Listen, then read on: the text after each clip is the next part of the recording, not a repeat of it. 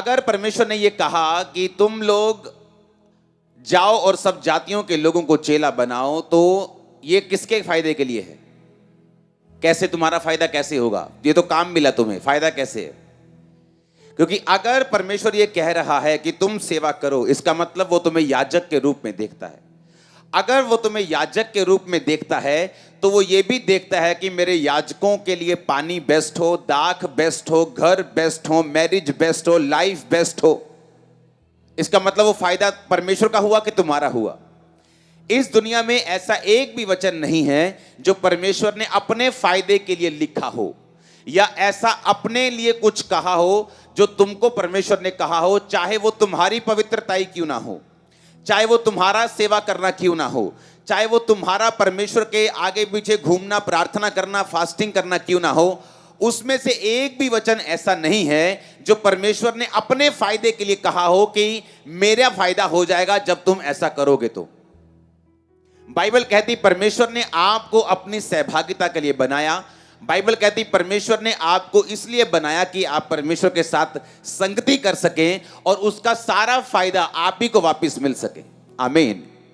अब अगर परमेश्वर आपको कोई भी वचन कहता है, जिस तरह उसने स्वर्ग में जाते वक्त कहा था कि अब तुम सब जातियों को चेला बनाओ, बाप बेटा पवित्र आत्मा के नाम से उन्हें बैप्टाइज करो और बातें जो मैंने तुम्हें शुरू से लेकर मानना सिखाई हैं उन्हें मानना सिखाओ, और देखो जगत के अंत तक मैं तुम्हारे साथ हूं।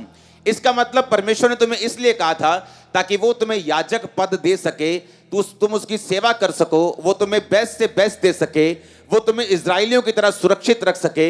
इजरायली जो खुदाबंद की सेवा करते थे, बाइबल कहती दिन को बादल, रात को आग का खंभा बन के वो उनकी रक्षा करता था, उसी तरह वो तुम्हारे घरानों को सुरक्षित रखेगा।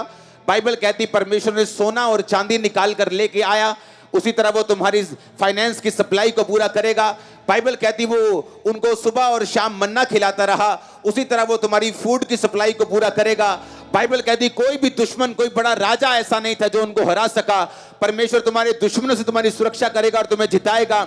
ये सारे वायदे इजराइलियों के साथ थे, बाइबल कहती है, और परमेश्वर ने इजराइलियों को अपनी सेवा करने के लिए चुना था। इसलिए परमेश्वर ने कहा था यहोशू को, और यहोशू ने लोगों को कि तुम चुन लो तुम किसकी सेवा करोगे। उसने याजकों को नहीं बोला था, सब लोगों को बोला था कि तुम चुन लो तुम किसकी सेवा करोगे, लेकिन मैं तो अपने घराने समेत यहोवा की सेवा करूंगा।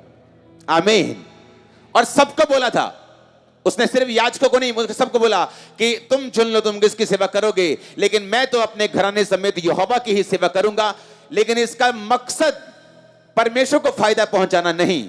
जब ये मेंटालिटी से हम आजाद होंगे कि हम परमेश्वर के आगे आगे भागे, वो हमारे पीछे पीछे भाग रहे कि हम उसकी सेवा करें, ये सही गवाही नहीं।